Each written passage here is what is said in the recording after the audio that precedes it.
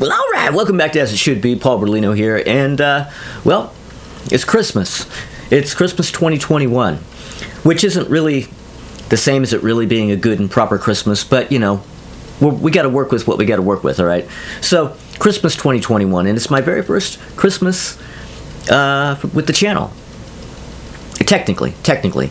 So, yeah, I'm doing a Christmas video, in case you haven't figured out already by the decorations and the title of the video. And yeah, I'm going to be counting down my top 10 favorite Christmas albums of all time. Even though you know how I roll, most of it's all going to be from one little window of time. Okay, so let's get right into it. Let's go into number 10. And number 10 is Sharon Jones and the Dap Kings with "It's a Holiday Soul Party." Yeah, now this album came out in 2015. Sharon died in 2016, so this is the last album she actually released while she was still with us. She did actually go on to make another album after this called Soul of a Woman, which arguably is her finest album. But it came out posthumously. I mean, it was, it wasn't quite finished. It was almost, but not quite finished when she passed away. They tidied it up and put it out. Great album. But really, basically, she went out on a Christmas album. And it's your standard Sharon Jones fare, that sort of retro soul R&B, kind of 60s, 70s retro soul R&B vibe. And most of the songs are, if not all of them, are originals. It's not just, it's not like, Frosty the Snowman and, Winter Wonderland and all that kind of shit. I think there's a couple of those songs on there, but for the most part, it's original tunes, and you got to admire that. People who even bother to write brand new songs for Christmas albums these days, I mean, I salute them. And and I salute Sharon Jones because she's great, and her Christmas album is great. Okay, it's coming in number 9, the Partridge Family Christmas Card. Yeah, the Partridge Family. Now, this is actually the 4th Partridge Family album, and it's one of 3 albums they issued in 1971. Now, they were putting out albums like every 3 to 4 months, at least for the first couple of years. So it's just like wham, bam, bam. Now, this album actually features a bit of a Partridge Family rarity in the form of a lead vocal from Shirley Jones. Yeah, she sings the last song on side 1, which is the Christmas song. And the rest of it, of course, is David Cassidy, as you would expect. Now, it's sort of the inverse, this album, of the Sharon Jones album. The Sharon Jones album was mostly originals with a couple of traditionals. This one has one original, and all the rest of it is traditional stuff. But Rockin' Around the Christmas Tree, I think, is my favorite track. The original track is a song called My Christmas Card to You, which was written by Tony Romeo, who was one of the regular Partridge Family songwriters. Him and Wes Farrell wrote a lot of those Partridge Family classics, or most of them. David Cassidy wrote a couple of them himself, though. Now, the album came packaged with, I kind of showed it to you already, didn't I? Well, anyway, the album came packaged with a Christmas card attached to it. There was like a little slit in the cover, and there was an envelope that actually slid in there, and you pulled out the envelope, and there was actually a Christmas card inside from the Partridge Family to you, and autographs along the bottom of all the cast members. And I mean, what the hell more could you want on Christmas in 1971? Apparently not much, because I mean, this album really was huge. There was that year, usually most of those years they had a special Christmas, like a 4-week Christmas chart, and this album was number 1 on the 1971 Christmas chart for all 4 weeks. So I mean, it sold by the truckloads. But such was the case in 1971. The Partridge Family, and particularly David Cassidy, were kind of the biggest things on the planet at that moment in time. Because coming in at number 8 is the Monkees' Christmas Party. Yeah, the Monkees' Christmas Party. This came out in 2018, and it's actually the final Monkees album. And I remember when this came out, or I remember when this was pending, when it was like, okay, they're going to come out with a new album, it's going to be a Christmas album. I was so like, no, don't do this, because I thought, they're not going to make another album. This is going to be the last thing, because, I mean, they can't really just keep on, like, somebody else is going to die. They're not going to keep making albums where they have to, like, fly in some, like, posthumous Davey track, with his vocal over a new backing track and all that kind of stuff. I thought, if they do this, it's going to be their last album, and they're going to go out on a Christmas album. Well, that's exactly what happened. And, of course, Mickey at the time was going on interviews going, well, we decided to do a Christmas album because, Good Times did really well, and we wanted to make another album, but we thought, well, we can't make Good Times 2. Yes, you can. And I think I already said this in my other Monkees video, so I'm probably repeating myself here, but yeah, you can, because all you have to do is just, make another new album of great new songs. It doesn't have to be, and really this is Good Times Part 2. This is Good Times Christmas. I mean, it's Adam Schlesinger producing. They brought in Andy Partridge and Rivers Cuomo and, all these guys to write songs. Adam Schlesinger wrote. They did bring in Peter Buck from R.E.M. on this album, whom I don't think was on Good Times, right? So that's one little difference there. But, I mean, for all intents and purposes, this is Good Times Part 2, the Christmas album. And it's not bad. I mean, it's pretty good. A lot of original material, a couple of traditional tunes, and some covers. Yeah, they actually do a cover of Jesus Christ by Big Star, which I don't think technically is a Christmas song, but it's on here. And they do a cover of Wonderful Christmas Time, Paul McCartney's much maligned Wonderful Christmas Time, and, not one of the better tracks on this album. But, what else? I mean, they did, of course, they throw in a couple of posthumous Davy tracks. Davy had a couple of some 1991 Christmas recordings, and they grabbed a couple of the best of those, put them on the album. I think they switched up the backing track. They took Davy's vocal from the original 91 track. Schlesinger did a new backing, so it would kind of match up with the rest of the album, and it works pretty well. And yeah, so there you go. I mean, the last Monkees album is a Christmas album, and all four of them are there: Mike, Davy, Mickey, and Peter. And now all of a sudden, all we have left is Mickey. Well, I don't know. We'll see what they do. Maybe there'll be one more Monkees album with Mickey doing new tracks and posthumous vocals from all the other three guys. Who knows? Honestly, at this point, anything's possible. But for now, the last thing we have from them is the Monkees Christmas album. The Monkees Christmas Party. Okay, it's coming in number 7 is the Beach Boys Christmas album. Yeah, now this is from 1964. This is their 1964, one of their 1964 albums. This is back in the day when people put out multiple albums in a year. But it did come out in 1964. I'll let you guess exactly which part of the year it came out. It has 5. It was almost a half and half. There were 5 original tunes on it. Actually, there was supposed to be a 6th, but I guess it didn't ever get finished. So there are 5 original songs on it and 6 traditional. Written, produced, and arranged by Brian Wilson.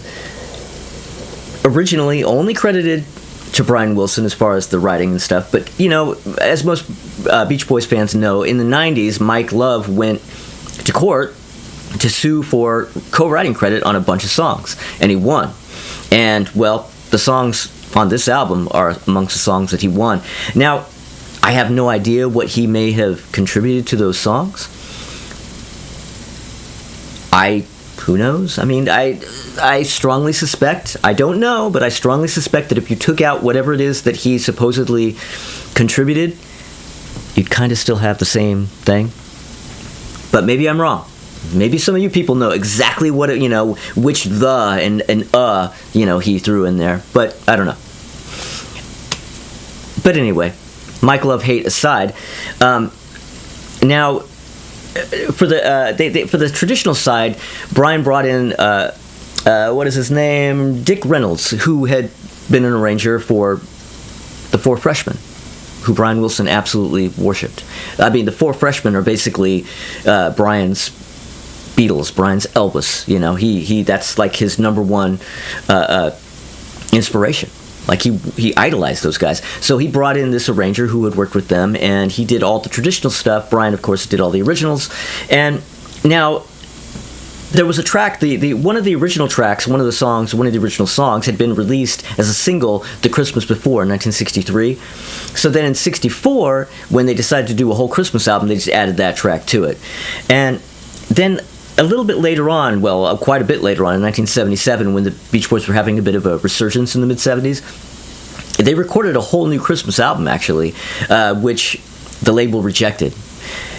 Most of the tracks, a good number of the tracks ended up seeing the light of day years and years later on a CD called Ultimate Christmas, where they did the whole 64 Christmas album and then added a bunch of extra stuff at the end, some of which are the 77 tracks.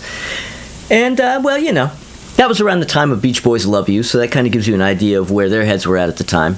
And, yeah, So it's kind of interesting. It would be interesting if the Beach Boys had actually completed or actually had been able to release a 1977 Christmas album. How would that have gone over? Would anybody have bought it? Would it have been considered like, I don't know. I just think it's really kind of weird in a very 1977 Beach Boys love you sort of way that they even did this in 1977. But, we're not talking about the 1977 Christmas album. We're supposed to be talking about the 1964 album. Now, that one is, was well received, and it's long after the fact is still highly regarded. I mean, for all you record geeks out there, myself included, I mean, this is definitely a well-loved Christmas album. I mean, people play it year after year and buy it year after year, and as well they should, because it's the Beach Boys' 1964 Christmas album. Okay, so coming in number 6 is Lou Rawls with Merry Christmas, Ho, Ho, Ho from 1967. Yeah, this is sort of from his first classic period. Lou Rawls has two big sort of commercial periods. He had the mid-60s, 66, 67, 68, and then he had another sort of resurgence in the 70s, 76, 77, where he had big hits. Well, this album came out in 67 during his first sort of classic run. And, it was made by all of the, the usual suspects of the time, like David Axelrod produced. He was producing most of Lou's albums at the time. And he had arranger-conductor H.B. Barnum in there, just like with his other albums, and songwriter J.W. Alexander, who was also Lou's manager. And he had also been the guy who basically discovered Sam Cooke, or was sort of a impresario of sorts to Sam Cooke. And Lou and Sam had actually sung in bands, in vocal groups, way back in the day. So yeah, Lou and I didn't really realize this until recently, but yeah, Lou Rawls and Sam Cooke were kind of like, they were buddies, and they were in some of the same groups. And Lou's manager was the guy who brought us Sam Cooke. Now, this album is, it sounds like Lou from 1967, and it has a little bit of a swing to it. It's a little jazzy and a little swingy, whole lot of R&B and a whole lot of swagger. I mean, Lou Rawls drips swagger, and even on his Christmas album, it's just like. And it's so much great stuff. I mean, this kind of stuff and the stuff from this period, like the Christmas music from this period, is really what Christmas music is supposed to sound like to me. And I think it's because most of the stuff that I was brought up on is Christmas music from the 60s and 50s somewhat. And so, yeah, I mean, when you get into like Lou Rawls' Christmas album and some of the other ones that I'm going to mention, yeah, I mean, that's what real Christmas music is. I mean, I might like the Monkees' Christmas album from 2018. I may like the Sharon Jones and Partridge Family and all that kind of stuff. But those are more novelty pieces to me in a way. Whereas, like the Lou Rawls' Christmas album, and, Nat King Cole and all that kind of stuff, and, Frank Sinatra and all those kind of things, that's true Christmas music in my book. If you like Christmas music, if you like 60s music, check out the Lou Rawls' Merry Christmas, Ho, Ho, Ho from 1967. Okay, so coming in number 5 is the album that is directly responsible for the Beach Boys album I just discussed. And that is, from 1963, Phil Spector's A Christmas Gift for You. Now, this is an album of various artists, of the artists basically that he had on his roster at the time. We had the Crystals, the Ronettes, of course, and Bobby Sox and the Blue Jeans, and Darlene Love, who actually has most of the songs. Everybody else has maybe around 3 songs. Darlene has 4. And I'm actually kind of surprised that he put more Darlene Love tracks than Ronettes, because, nepotism. But, in the end, I mean, really, if you're going to be real about it, the Darlene Love tracks are better. The Ronettes tracks are great. Darlene Love's tracks are a little better, I'm going to say. Some of you may disagree, but I don't know. I think Darlene Love is kind of the star of the show on this. But anyway, so, it originally came out in November of 1963, and it went to number 6 that year on the big Christmas chart. And it, obviously did really well, and it became one of those albums that just sort of grew over time. More and more people have loved this album. In 1972, the Beatles put it out on Apple. They reissued it with a different cover and everything, but, of course, they were big fans of the record, and they went, yeah, let's put this album out. And that sort of spurred it, even further, and even more people discovered it, and it's been reissued 1,000 times since. And of course, the original album, which came out on the Phillies label, is crazy expensive. I mean, you're going to want to get a reissue because, if you're rich, go ahead and go buy your, $300 Phil Spector Christmas album. But, for most of us mere mortals, we're going to have to go for the $20 reissue. Now, Brian Wilson, as I said, was influenced by this album. He loved Phil Spector. I mentioned how he loved Four Freshmen. He also really loved Phil Spector, and he loved this album so much. It's his favorite Christmas album. He decided he wanted to make one of his own. Now, he was also supposed to be on the Phil Spector Christmas album. He was actually at the session. Like, he was supposed to play piano on Santa Claus Is Coming to Town, right? Is that what it was? Yeah. And he sat down and started to do the track, and Phil Spector decided that he wasn't good enough, that his piano chops just weren't up to snuff, and he just went, kicked him off, which I'm sure absolutely devastated Brian, but, what are you going to do? And, Sonny and Cher were also on hand at these sessions. Sonny and Cher were hanging out, and Cher ended up on pretty much the whole album on backing vocals. I don't know if she's credited, but yeah, I don't know. If you listen real close, that's Cher in there doing, amongst the crowd, doing all the backing vocals on that record. Now, I mentioned how highly regarded and how much of a classic the Beach Boys album is. Nothing compared to this. In fact, as it is, I'm probably going to get a bunch of comments from people going, how could you possibly put the Phil Spector Christmas album only at number 5? And I totally get it, and you're right, but the ones that are above this, I just love more. But man, this is great. I mean, originally when I drew up this list, I actually had the Beach Boys album above the Phil Spector album. But when I went back and I kind of went through the tracks again and I listened, I went, come on, man, we got to be real. The Phil Spector album has got to go higher. I mean, it's definitely like one of the, top 5 greatest Christmas albums of all time. And again, I know some of you people are going to put it at number 1. I have it at number 5. Sorry. Okay, so coming to number 4 is Nat King Cole with The Christmas Song.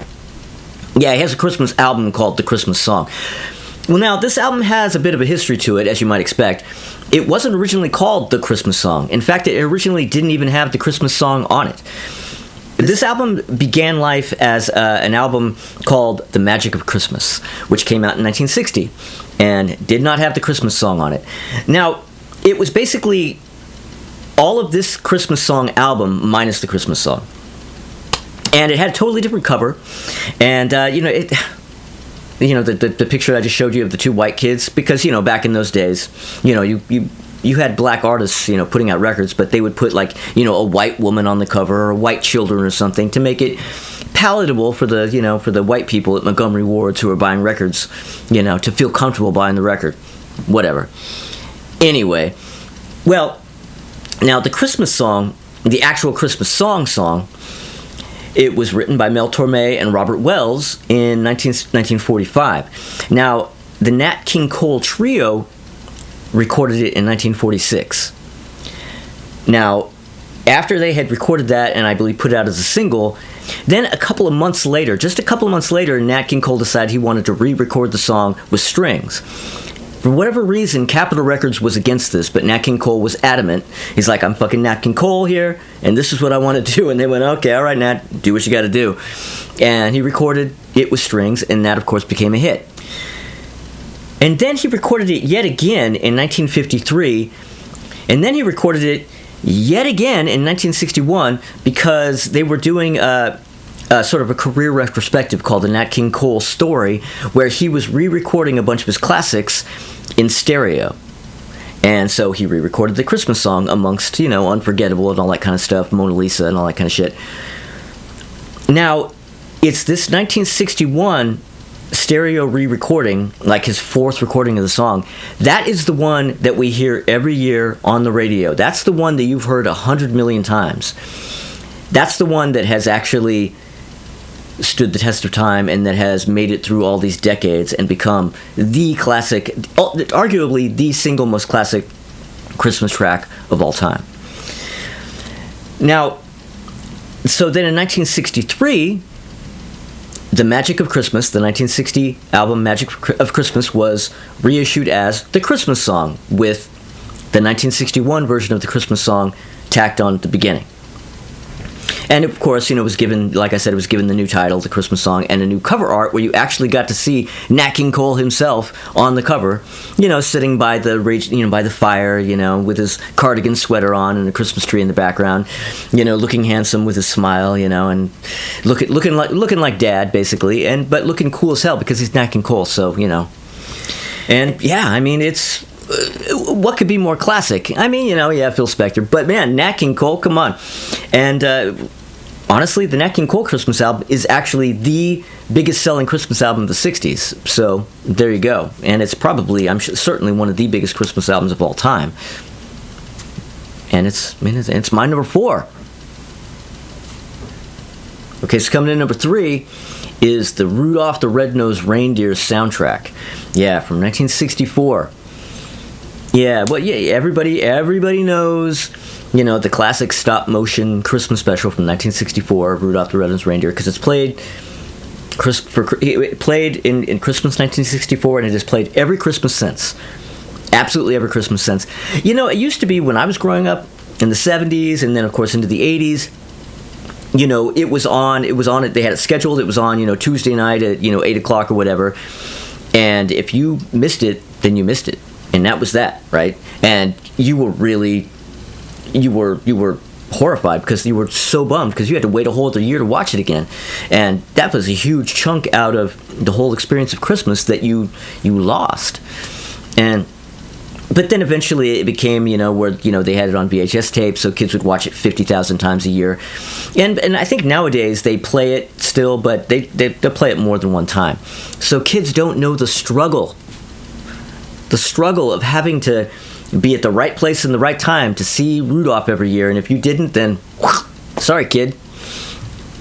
Well, anyway, so now the character of Rudolph was actually created by a guy named Robert L. May, and he was a guy, who had been a really bright kid, who is so much so that he actually skipped 2 grades in school. And as a result of this, he was smaller and younger than all the kids around him, and he had a tough time in school. And yeah, he had a real rough go of it because he was really nerdy, and he was the nerdy, smart kid, basically. And well, he, his big thing is that he wanted to be a writer. He wanted to write a book. He wanted write great novels that would stand the test of time and go on to become classics.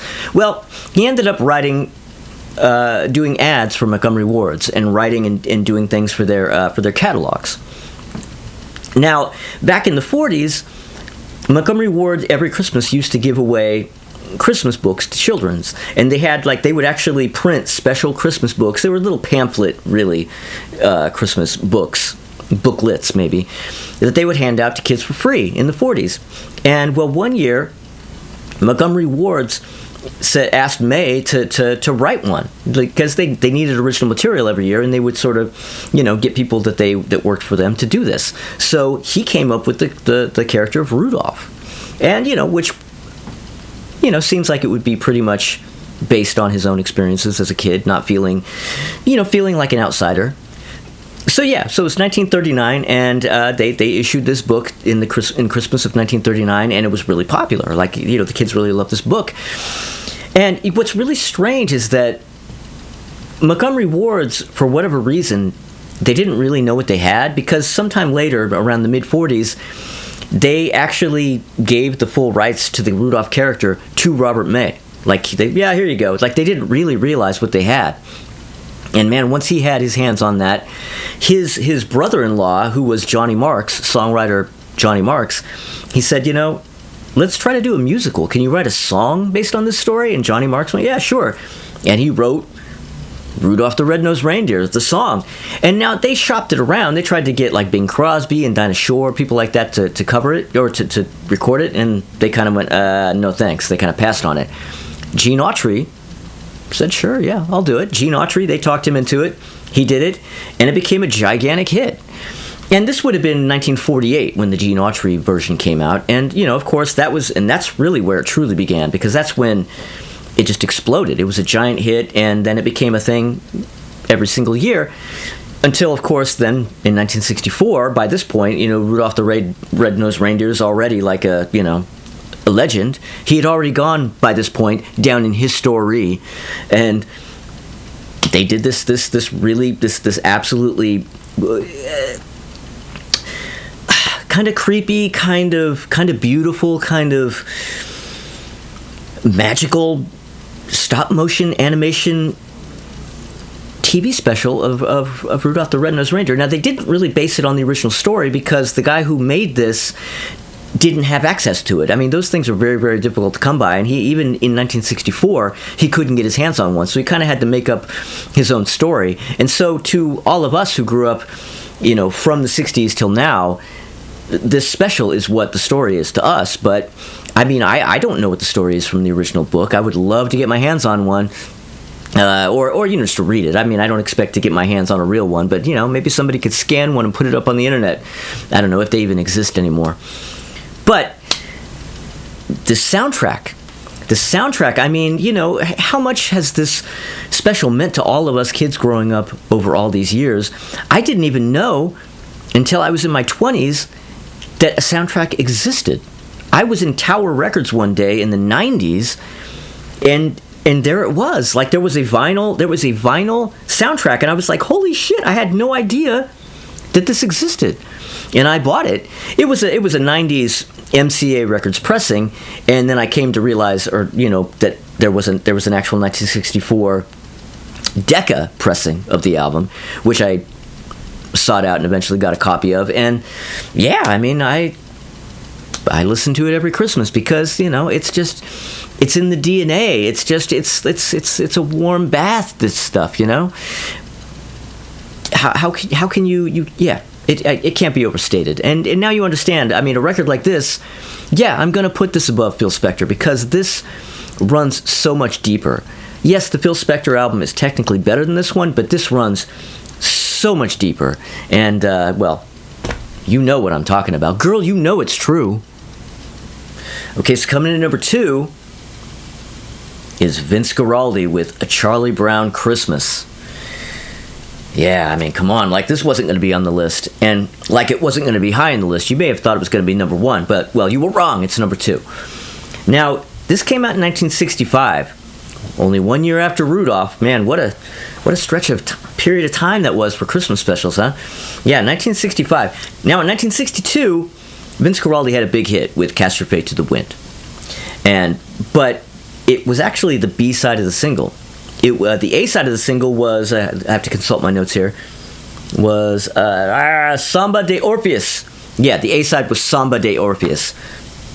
DJs got the single and they were kind of looking at the back, went, listened to the B-side, went, oh, this is what we're playing. And a lot of DJs were playing the B-side, Cast Your Fate to the Wind, and as a result it became a big, big hit.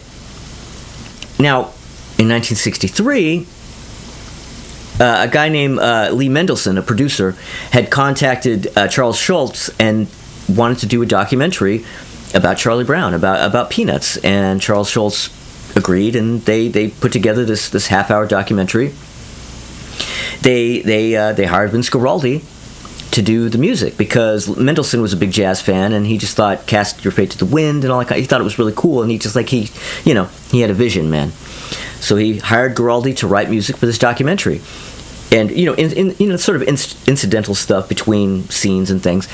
And the Charlie Brown theme was written for that. That was supposed to be the theme for this documentary. Well, they completed the documentary, and they were unable to sell it. Like, none of the networks, nobody was interested in it. And it just kind of went on the shelf. And they were like, okay, fuck, all right. Well, then come 1965... somebody from an ad agency contacted Mendelson and said, well, Coca-Cola is looking for somebody, they're looking for a holiday special to sponsor.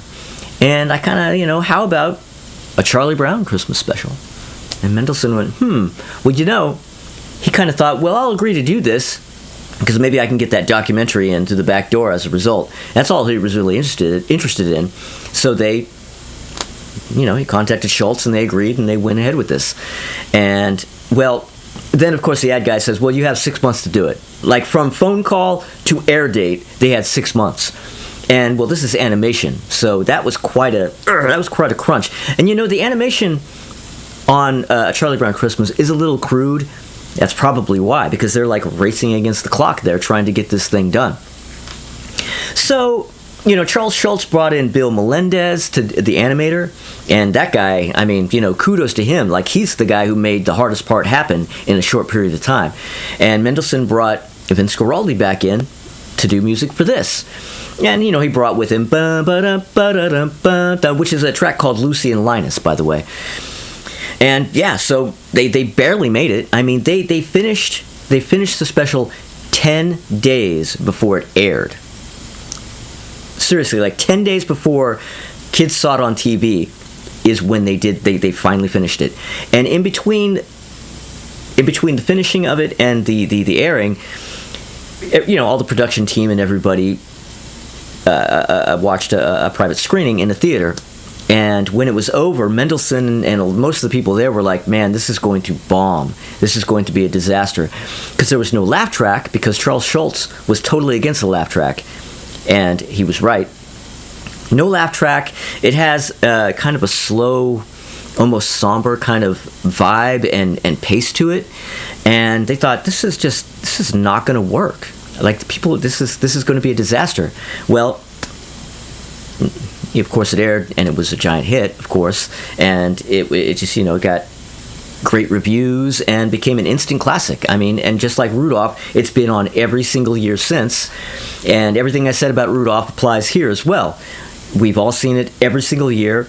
If we missed it, Christmas sucked. And yeah, and there's a soundtrack album that I didn't know about when I was a kid. I remember one Christmas, or Christmas time, it was Christmas week. And I remember being in the car, my mom and my aunt, they decided they want to go up into the hills and go around and look at some of the Christmas lights, kind of like in the richer area where people had more impressive Christmas displays. And yeah, let's go up and look at the Christmas lights in this area. So I was in the back seat, and we're driving, and it's nighttime, and we're looking at all the Christmas lights, and the radio's on, and it was suddenly like music from A Charlie Brown Christmas came on, and I was like, my mind just was completely blown. I didn't realize that this music could exist outside the TV. I didn't know. Yeah, I just thought it only lives inside this TV special, and you hear it once a year on TV when it's scheduled. That's it. But here I was hearing it on the radio, and I was like, so how do you get this? And that was kind of that for a while, and then much later in my 20s.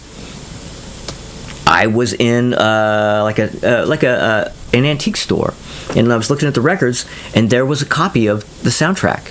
The first time I'd ever seen it, the first time I'd ever run into it, it was a mono white label promo with the shrink on it. It was $2. Boy, did I buy that. And there you go. That began my annual never fail, can't fail, listening to Charlie Brown Christmas every Christmas, right along with Rudolph and right along with the one I'm going to be talking about next. Yeah, this is yet another stone cold classic that just can't be denied, that just like Rudolph runs so deep. And with Rudolph, like I was saying, technically the Spector album is probably better. I don't know. You could argue that the Vince Guaraldi album is better. Like, this is actual, just like quality music, nostalgic music that runs just in the veins, that just makes you just feel, makes you feel like a kid again when you hear it. It makes you feel like you're in the womb again, right? And it's one of the greatest albums of all time. Christmas or non-Christmas, but certainly one of the greatest Christmas albums. But I have it only at number 2, and you'll find out why in a minute. Okay, so coming in number 1 is I'll Be Home for Christmas. This is a various artist compilation that was released in 1976 on the Pickwick label, okay? And it's a compilation of 50s and 60s capital artists who had made Christmas albums or done Christmas singles or recorded Christmas tracks or whatever. Pickwick was sort of like this low-budget subsidiary of Capitol. And yeah, so they would put out Christmas comps and things, and you could get them for 99 cents at Woolworth or wherever.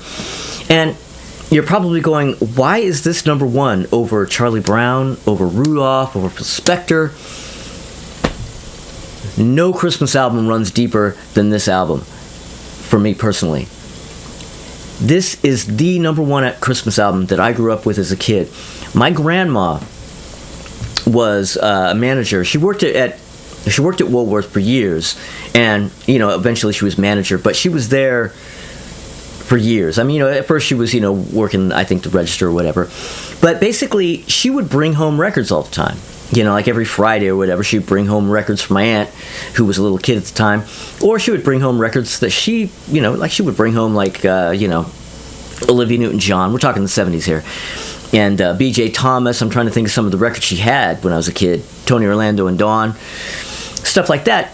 Well, one of the records she brought home one day, or one year, I guess, really, was this I'll Be Home for Christmas comp. And it would have been 76, I guess, or 77. It had to have been 76 because that's when it came out. And I can't imagine it being any later. I mean, this record, I feel like it goes back to the day I was born, it seems. But it could only possibly have gone back to when I was 6. All right. Or 7, really. Now, this is a compilation, like I said, of capital artists. I'm going to run through the tracks for you because this is like ground zero for me for Christmas music. I mean, this is, yeah. So it starts out with Dean Martin doing Rudolph the Red-Nosed Reindeer. And it's kind of like, like a swaggery kind of Rat Packy version of Rudolph the Red-Nosed Reindeer, where Dean's trying to sound really cool doing fucking Rudolph the Red-Nosed Reindeer. But it comes from, I have notes here because I don't know the stuff off the top of my head, but it's from his 1959 Capitol Christmas album, A Winter Romance. Now, the second track is Nat King Cole from that great Nat King Cole Christmas song album, and this is Caroling, Caroling. Man, Caroling is one of my very favorite Christmas tracks. I mean, that is right up there neck and neck with the Christmas song. Now, that's, like I said, from the Nat King Cole Christmas album that I already talked about. Now, track number 3 is Peggy Lee doing the Christmas song. It's kind of funny that they have this comp and they have Nat King Cole on here, but they don't have him doing the Christmas song. They have Peggy Lee doing the Christmas song. Well, this is from her 1960 album, Christmas Carousel. Okay. Now, the fourth track is Tennessee Ernie Ford. Tennessee Ernie Ford, a good friend of Lucille Ball's. Yes, they were tight. Seriously. Now, from his 1965 album, Sing We Now of Christmas. The song from that album that's on this comp is 12 Days of Christmas.